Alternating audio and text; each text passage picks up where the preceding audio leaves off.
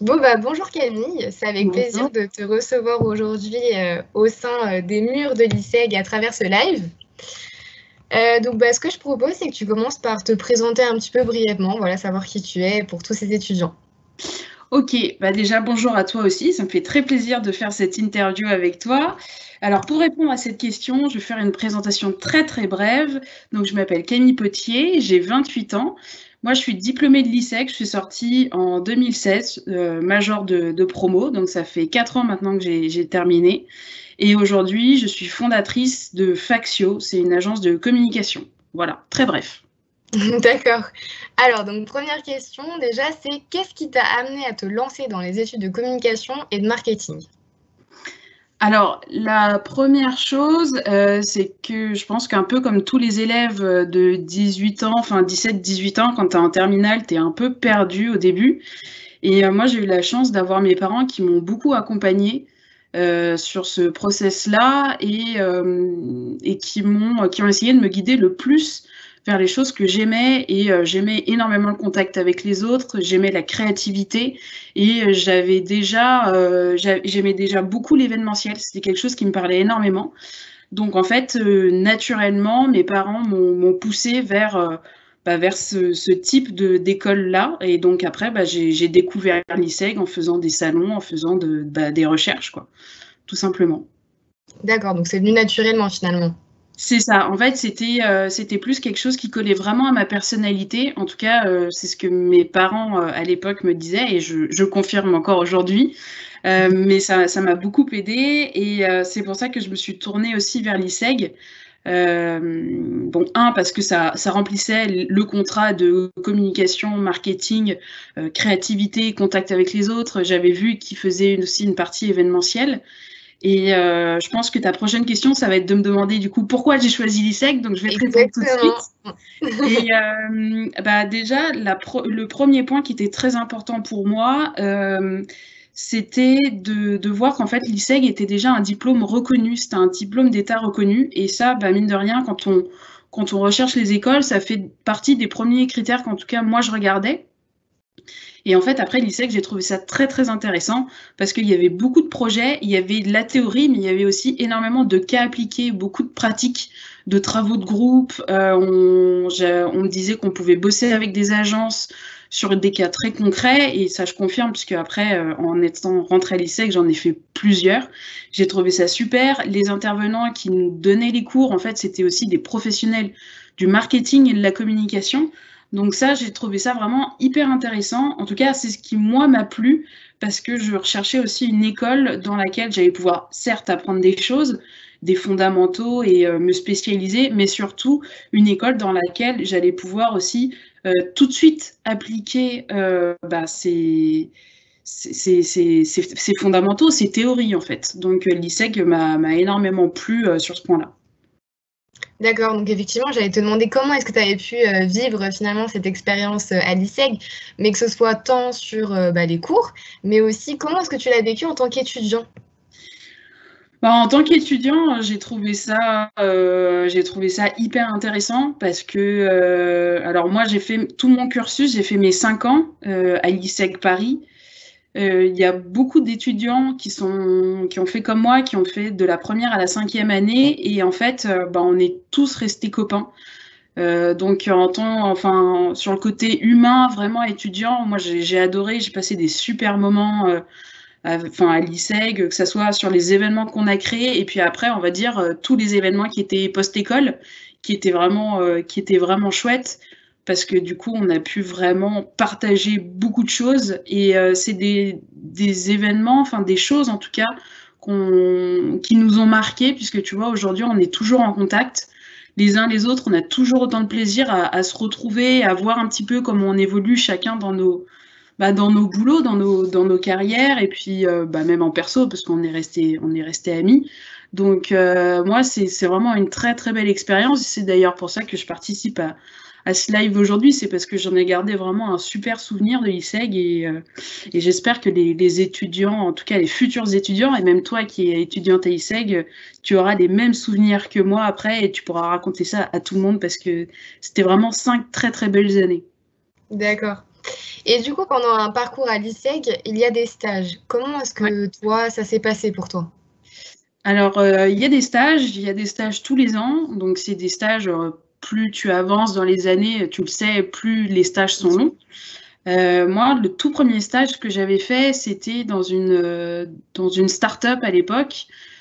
C'était une marque française qui aujourd'hui a explosé. Donc, c'était vraiment très intéressant parce qu'il y avait tout à faire. Quand je dis qu'il y avait tout à faire, c'est il y avait que le logo, en fait. Il y avait même, enfin, même pas que le logo, il y avait que le nom qui existait. Le logo n'était pas encore défini. Moi, je bossais sur la table de la cuisine et la personne qui m'avait prise en stage, en fait, elle, s'était lancée dans la porcelaine, etc. Donc, son atelier, c'était dans le garage et moi, je faisais tout le marketing et la com sur la table de la cuisine. Ah Donc, d'accord. c'était un peu folklore, mais c'était génial. J'ai appris énormément, énormément de choses, que ce soit en marketing, en communication, mais aussi sur l'aspect commercial. Donc ça a été un premier stage, mais une expérience vraiment très marquante. Et en fait, elle a vraiment influencé aussi le reste de mon parcours parce que j'ai voulu aussi rester dans cet univers de page blanche, comme j'appelle ça. C'est qu'il n'y avait pas de marketing, il n'y avait pas de com de fait. Et en fait, c'est toujours quelque chose que j'ai recherché par la suite. Donc, bosser dans des boîtes où il n'y avait pas forcément ça, il n'y avait pas de service marketing et communication. Donc, le deuxième stage que j'ai fait, c'était dans un tout autre domaine. C'était dans un cabinet de chasse de tête qui était spécialisé dans le luxe. Donc, ça, c'était pour ma deuxième année. Et puis, en troisième année, là, j'ai trouvé un stage qui était dans une société de gestion. Donc, pour te resituer un peu les choses, une société de gestion, donc c'était dans la finance. C'était une boîte qui aidait les gens à gérer leur patrimoine. C'était de la gestion de fortune. Donc, je suis rentrée là-dedans en troisième année un peu par hasard. Donc voilà, c'était voilà, un coup de bol. Et en fait, ça s'est très très bien passé. Et pour te dire, ça s'est tellement bien passé que finalement, bah, à la fin de mon stage, on m'a proposé un job. Et donc, hyper contente. Et d'un autre côté, je me suis dit, bah, c'est super, mais en fait, j'ai même pas commencé mon master, donc comment je vais faire? Donc, je leur avais expliqué ça. Et puis, on avait fait un deal un peu sur le système de l'alternance. C'est que je n'allais, parce qu'il n'y avait pas encore le système d'alternance à l'ISEC quand j'y étais, qui existe maintenant aujourd'hui. Et je trouve ça super quand tu es en master, en tout cas dans la situation dans laquelle moi j'ai été, j'aurais adoré pouvoir le faire comme ça. Et en fait, on avait fait un deal, c'était de dire, bah, écoute, tu bosses quand tu n'as pas cours. Donc, j'allais bosser chez eux le lundi, mardi et toutes les vacances scolaires. D'accord. Donc, voilà. Et donc, en fait, bah, j'ai fait mon stage de troisième année. Après, on a fait ce deal-là et je suis restée 3 ans chez eux. Donc, en fait, mon stage de troisième année est devenu mon premier job, puisque du coup, en quatrième, cinquième année, j'étais toujours chez eux et j'étais responsable marketing communication. Voilà. D'accord. Donc, moi, la dernière fois que j'ai fait un stage, c'était en troisième année. Ça fait longtemps que j'ai plus refait de stage. D'accord, donc c'était une réelle opportunité finalement. Ouais. Très, très belle opportunité et ça m'a permis d'appliquer pour le coup, comme je te disais tout à l'heure, moi, ce que j'aimais beaucoup à l'ISEC, c'était évidemment la théorie, parce qu'il fallait qu'on comprenne, qu'on apprenne nos fondamentaux pour pouvoir être efficace sur le terrain. Et là, pour le coup, j'avais l'opportunité d'appliquer, j'appelle ça en réel, enfin vraiment un tir à balles réelles, ce que j'apprenais à l'ISEC, je pouvais l'appliquer à une société et le forger vraiment à mon image, puisque c'était une société dans laquelle il n'y avait pas de service marketing et communication. Ça a été une création de poste. Donc j'ai pu forger tout ça un peu à mon image et grâce à l'ISEG, et ça se passait super bien et j'avais une chance phénoménale, c'est que en fait quand j'allais en cours, bah, les profs savaient que j'étais déjà dans une boîte, que j'avais mon poste et en fait on pouvait en parler et quand j'étais bloquée, bah, en fait j'arrivais à parler de mes problématiques de professionnels à mes profs et aux autres étudiants. Et il y en a, enfin souvent en fait, on reprenait mon cas et puis ben, Ah, je ne t'entends plus bien. Je ne sais pas si toi tu m'entends.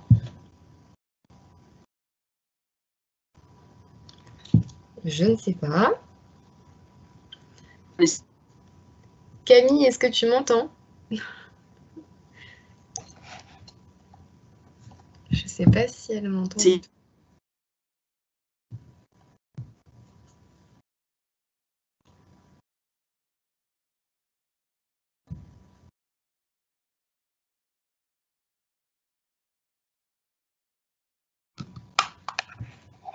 Bon,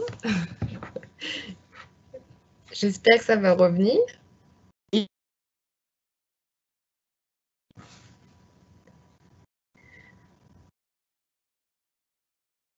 c'est bon? Ça y est, je te revois, je te retrouve. Il y a eu une coupure, je crois. Alors, c'est bon là? Non, tu...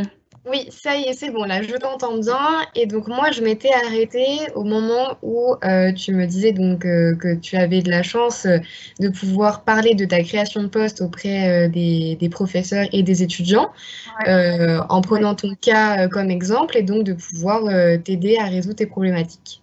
Exactement, c'est exactement ça. Bon, bah c'est bon Voilà. alors. C'est tout ce que j'avais à te dire. Voilà. J'ai pas loupé grand-chose alors. Non, non, non, non, t'es allé jusqu'au bout du truc, c'est bon. Alors, moi, j'ai une question. C'est au tout début de notre petit échange, tu me parles de Factio. Oui. Alors, Factio, c'est quoi? Alors, Factio, c'est un peu mon bébé. C'est une agence de communication que je viens de créer il y a quelques mois. En fait, tu vois, j'ai bossé, je t'ai dit, j'ai bossé pour une start-up, j'ai bossé pour un cabinet de recrutement, j'ai bossé chez Trustim, et puis après, j'ai bossé dans une autre société de gestion. Je suis partie à la concurrence pour faire le même poste, en fait, responsable marketing com. Et, et bon, après, j'aidais aussi d'autres boîtes de temps en temps, des amis qui bossaient dans d'autres sociétés, qui n'avaient pas forcément de service marketing com, mais je leur donnais des petits conseils, etc. Et en fait, je me suis rendu compte, avec les boulots que j'avais pu faire et avec les sociétés que je pouvais aider de temps en temps, que finalement, elles avaient toujours tout un point commun, ces sociétés-là, c'est qu'elles voulaient faire de la com, mais c'était pas dans leur ADN. Donc, elle faisait plein de petites, si tu veux, plein de petites touches de communication de temps en temps, mais il n'y avait pas de fil d'Ariane, il n'y avait pas de fil conducteur. Et je me suis dit, en fait, c'est un peu dommage. Et puis surtout, en fait, je vais te dire les choses, hein, c'est que c'est une histoire de famille. Dans ma famille, moi, il y a beaucoup d'entrepreneurs. Donc, je faisais encore un peu partie des dernières personnes qui ne s'étaient pas lancées. Donc, voilà, j'ai toujours eu envie de créer quelque chose et je me suis dit, voilà, qu'est-ce que je sais faire? En tout cas, qu'est-ce que j'observe dans mes différents jobs? Et j'ai observé, pour moi, il y a un souci là-dessus, c'est que les gens n'arrivent pas à déterminer en fait l'étape zéro de la communication, c'est-à-dire leur positionnement et leur identité. Donc, je me suis dit qu'il y avait vraiment un gros boulot à faire là-dessus. Et c'est pour ça que j'ai voulu créer Factio. Et Factio, d'ailleurs, en latin, c'est le verbe façonner, c'est le pouvoir de faire, le pouvoir d'agir, parce que j'ai pour ambition justement d'aider les sociétés à façonner leur identité, à façonner leur image et pouvoir écrire leur histoire avec un beau fil d'Ariane et des messages cohérents et une communication efficace. Voilà ce que c'est Factio. D'accord. Alors, donc, on a bien compris que c'était une histoire de famille, mais qu'est-ce qui t'a donné envie de te lancer comme ça dans la création de ta propre entreprise? Parce que c'est vraiment un challenge que tu t'es lancé. Et comment c'est venu? Écoute, il y avait vraiment, je te dis, oui, c'est vraiment quelque chose c'est de la famille. Et j'ai toujours eu envie de créer quelque chose. Je ne savais pas encore ce que j'allais créer, mais depuis très longtemps, j'avais envie de créer quelque chose. Et quand je suis rentrée à l'ISEG, ça a été un peu le déclic de dire, ok, je sais que je vais créer quelque chose dans ce domaine-là, dans le marketing, dans la com. Et en fait, à l'ISEG, il y a aussi beaucoup de projets. Donc, c'est beaucoup de création à chaque fois, d'accompagner des marques différentes, des problématiques différentes. Et puis, il y avait les cours et je faisais des séminaires qui étaient sur la création d'entreprises. Et je trouvais ça, en fait, hyper intéressant et ça me faisait un peu rêver parce que, en fait, ça rejoignait ce que moi j'avais envie de faire et je me suis dit, allez, vas-y, quoi. Donc, j'ai fait mes stages, j'ai fait des stages, j'ai acquis un peu d'expérience à droite, à gauche. parce que je voulais pas me lancer comme ça sans avoir rien fait. Parce que, en fait, comme tu l'as dit, ça demande du courage. Et j'avoue que j'avais un peu peur au début de me lancer. Et puis, en fait, là, le temps est passé. J'ai fait différentes sociétés, j'ai vu différentes choses. Et puis, j'avais plus envie de travailler aussi pour une seule personne à la fois. C'est que j'avais envie de bosser avec plusieurs boîtes en même temps, traiter plusieurs problématiques et différents univers, parce que c'est vrai que j'ai beaucoup travaillé dans la finance ces dernières années, mais je ne suis pas figée à ce secteur-là, et je trouve ça passionnant de découvrir de nouveaux univers et de pouvoir aider des sociétés à se développer. En tout cas, leur prêter mon expertise pour qu'elles puissent avancer, elles, comme elles le souhaitent. D'accord. Après, nous, la question aussi, c'est en tant qu'étudiant, il y a un sujet aujourd'hui qui est très, très prenant au vu de l'actualité, la question du Covid-19. Est-ce que ça a pu avoir déjà un impact sur ton activité, sur le secteur? Comment toi, tu l'as ressenti? Alors, moi, je vais être honnête avec toi. J'ai lancé ma boîte il n'y a pas très longtemps, mais quand je dis qu'il n'y a pas très longtemps, c'est qu'en février dernier, j'ai annoncé à la société dans laquelle j'étais que j'allais partir, et je l'ai annoncé juste avant le Covid, parce que je ne savais pas qu'il y aurait le Covid à ce point, enfin, que ça prendrait cette ampleur-là. Donc, moi, j'ai annoncé mon départ juste avant cet événement-là. Le premier confinement est passé. Bon, ça m'a permis de faire beaucoup de choses très intéressantes, enfin, beaucoup d'administratifs, en tout cas de construire ma marque.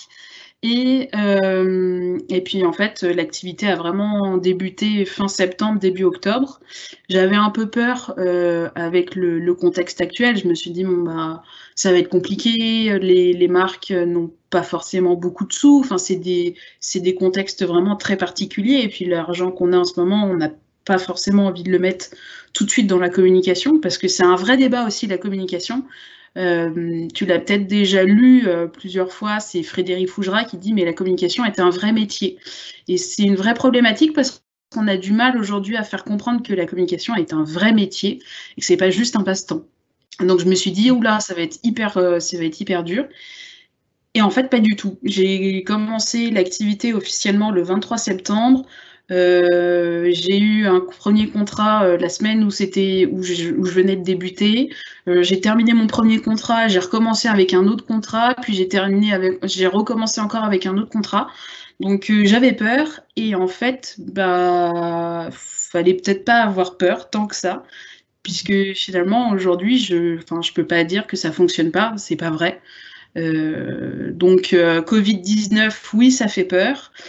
Mais en tout cas, moi, je n'ai pas ressenti d'impact directement. Ça veut dire que j'ai des clients et ça fonctionne. Alors peut-être que si c'était pas le Covid, ça fonctionnerait encore plus.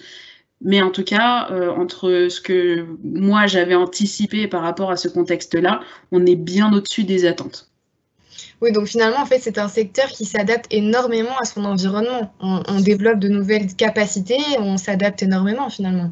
On s'adapte énormément, et puis on en parlait une fois ensemble, c'est que le Covid, ok, mais c'est aussi la communication, c'est pas que faire de jolies choses en disant on est les plus beaux, on est les meilleurs, machin. C'est aussi la communication, il faut pas oublier, on est aussi là pour aider, c'est de la stratégie, c'est de la gestion de crise, c'est justement aussi des fois, et c'est la gestion de l'image. C'est comment on va faire pour aider des fois certaines marques à sortir d'une impasse. Donc, c'est pas toujours la communication, c'est pas dépenser de l'argent comme ça, c'est pas une dépense, c'est un vrai investissement. Et aujourd'hui, il y a beaucoup de sociétés, enfin de marques qui s'en rendent compte parce que parce qu'ils ont besoin d'être, des fois, de faire de la communication en interne. Donc là aussi, nous, on peut agir. Et ça veut dire de rassurer les gens en interne, de rassurer les employés, d'expliquer quelle va être la stratégie, etc. Donc ça, c'est un premier point qu'on néglige trop souvent. Et puis après, il y a aussi rassurer une communication auprès des fournisseurs, auprès des clients. Donc non, la communication, c'est très très large. C'est pas seulement faire du print ou de la télé ou des spots. Non, c'est pas que ça. C'est vraiment très très large. Et c'est d'ailleurs quelque chose que je n'avais pas en tête quand tu rentrais à l'ISEG, c'était l'ampleur, enfin la profondeur du spectre du marketing et de la communication. J'avais pas conscience quand j'avais 18 ans que ça pouvait regrouper autant d'activités, autant de métiers. Donc voilà, c'est... Non, je pense pas que le Covid aujourd'hui soit... Ça freine peut-être certaines choses, mais c'est pas un obstacle au métier de la communication, bien au contraire. D'accord. Et puis là, en ce moment, donc on est en pleine période d'orientation. Ouais. Quel serait finalement le conseil que tu pourrais donner à tous ces étudiants, que ce soit en terminale, comme même des étudiants qui sont en recherche de réorientation? Quel est le conseil que tu pourrais leur donner finalement pour trouver leur bon chemin, on va dire? Alors, c'est un peu compliqué, je pense, de dire. Je pense pas qu'il y ait de bonnes ou de mauvaises écoles. Je pense surtout que c'est quelque chose qui doit se faire un peu avec les tripes, un peu avec le cœur. C'est, voilà, est-ce qu'on le ressent? Moi, l'ISEC, je le sentais bien, j'avais un très bon feeling avec cette école-là, donc ça m'a paru évident. Après, quand on sait pas trop se fier à son instinct, je dirais qu'il faut peut-être regarder des choses un peu plus tangibles. Moi, je sais que j'aimais pas trop tout ce qui était théorie, j'avais besoin de concret, j'avais besoin de pratique. C'est ce qui m'a plu, je te l'ai dit au début à l'ISEC, c'est que en fait, il y avait autant de pratique que de théorie, et ça, je trouvais ça super.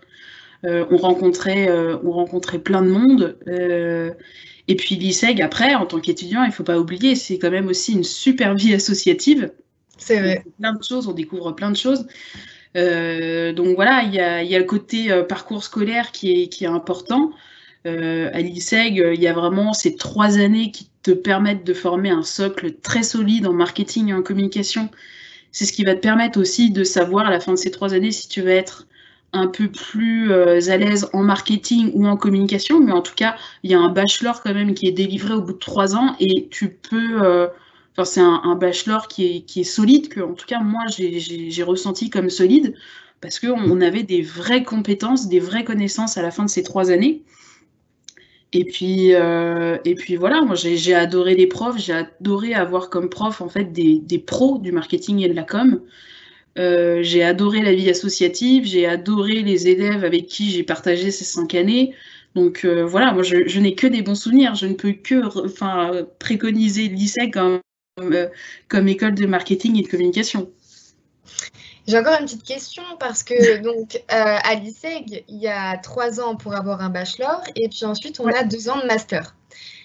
Comment est-ce que tu as choisi ton master? Est-ce que l'ISEG t'a aidé dans ton orientation ou est-ce que déjà de toi-même, de toute façon, c'était inné, tu savais à la fin de tes 3 ans le master que tu voulais faire? Moi, je savais déjà ce que je voulais faire. J'avais vu qu'il y avait le master en événementiel et relations presse et public. Donc, j'avais dit, OK, bah, en fait, quand on m'a dit en 3e année, fin de 3e année, voilà, il faut choisir votre master, autant j'avais des copains qui se posaient des questions, qui faisaient des plans, des listes de pour, de contre, ça j'aime pas. Et moi, j'ai dit, OK, d'accord, je remplis où, je coche la case, et puis j'avais rempli mon papier en 5 minutes. Je savais exactement ce que je voulais faire. Donc, j'avais pas vraiment de problématique là-dessus. Par contre, j'ai vu d'autres personnes qui étaient moins sûres d'elles au moment du choix. Et je me souviens qu'il y avait un vrai accompagnement. On pouvait, enfin, je sais que mes copains, ils en parlaient facilement avec les profs, ils en parlaient aussi facilement avec la direction en disant, bah voilà, moi j'aime ci, j'aime ça, je sais pas trop, j'hésite entre 2 masters, qu'est-ce que vous me conseillez par rapport à mes compétences, mais aussi par rapport à nos personnalités, parce que on a beau dire, au bout de 5 ans, ou même moins, pour ceux qui viennent, par exemple, tu le disais tout à l'heure, en admission parallèle, bah, les profs, ils nous connaissent bien, la direction nous connaît bien, et ça nous aide aussi à nous orienter. Ils connaissent notre personnalité, et ils connaissent notre bagage de compétences, de connaissances. Donc, on n'est pas tout seul dans ce choix-là. D'accord. Voilà. Bon, allez, un petit mot pour la fin. En un petit mot, qu'est-ce que tu retiens de ton passage à l'ISEG? Comment est-ce que tu le résumerais? Très festif. Oui, encore. Non, c'était 5 années qui ont été vraiment très très riches en émotions. Enfin, moi, ça a été 5 très très belles années. J'ai appris beaucoup de choses. Moi, je suis sortie de l'ISEG en me disant, j'ai un vrai diplôme, comme on peut dire. Enfin, je me sentais vraiment solide au niveau de mes compétences, de mes connaissances. Il y avait